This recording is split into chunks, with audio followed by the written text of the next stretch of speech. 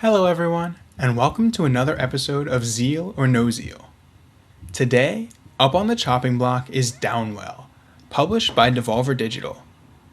This game is a roguelike platformer. However, it's very different from the other games I've played in the genre. Instead of scrolling from side to side, I began my adventure at the top of a well and tried to make my way down.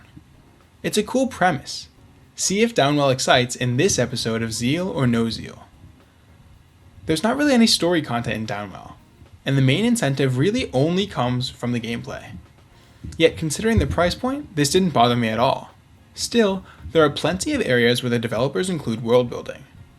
The game is divided into 4 distinct locales, each of which having a distinct vibe.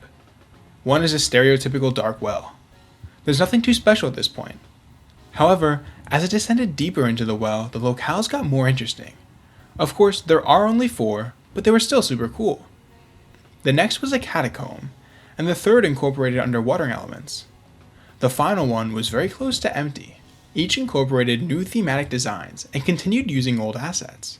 I was adequately impressed by them, and while they were by no means wholly unique, they were clever, and they helped make Downwell stand out.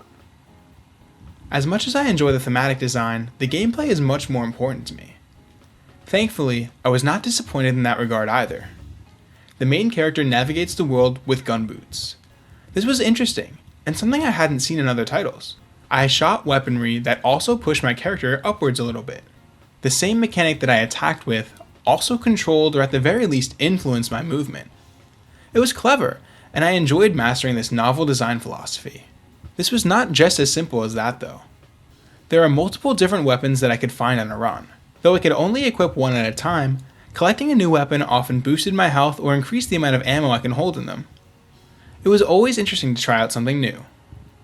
The weapons certainly feel unique, even though there aren't that many of them, as they impact both my attacking capabilities and my movement potential. The way the concepts intertwine made each decision have far more weight, and I like that about this game. Moreover, there are a few upgrades to collect that impact the abilities of the main character. I liked these, as they were extremely useful and they made the game very skill-based. However, some were so powerful that they made runs without getting them almost crippled. For example, one upgrade allowed me to eat the corpses of fallen enemies.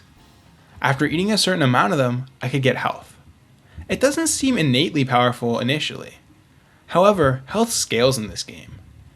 Every 4 health upgrades when I'm at full health increases my maximum health.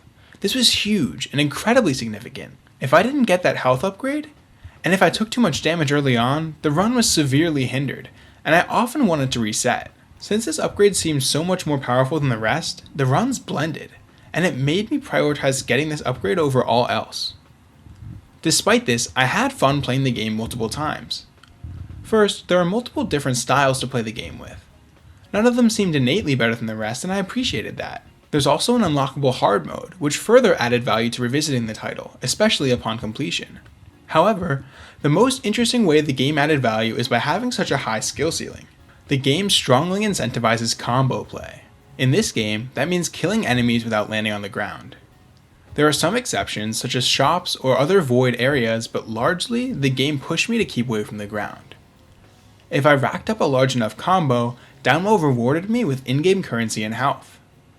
This further helped me scale my builds and push me to truly master the mechanics and understand the intricacies of the first couple of worlds. This way, even when I knew how to complete the first couple of levels, the game still pushed me to master them. I liked this mechanic a lot, and it helped me diminish the tedium that's associated with replaying initial levels. I also think this was further enhanced because the enemies in the levels were both interesting and consistent. While I had my fair share of deaths, I always knew that the deaths were my fault. The enemies and my main character were entirely consistent, and the death was never a problem. It was a great feeling to have. Moreover, the enemies are varied. Some I could jump on, others I could not. Some took bullets like champions, others did not respond as well.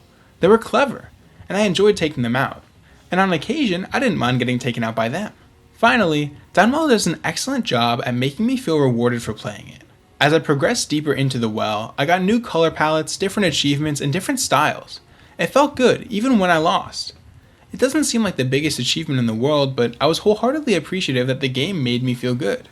Overall, Downwell is a short but mechanically deep game. The multiple styles and the added difficulty option gave me options to revisit, even though there are not that many unique upgrades. Downwell has an incredible learning curve that eliminates a lot of the tedium associated with replaying levels too, which makes it just that much more fun. I had a lot of fun playing Downwell, and I think it's a good game. It definitely made me feel Zeal. Thank you so much for watching.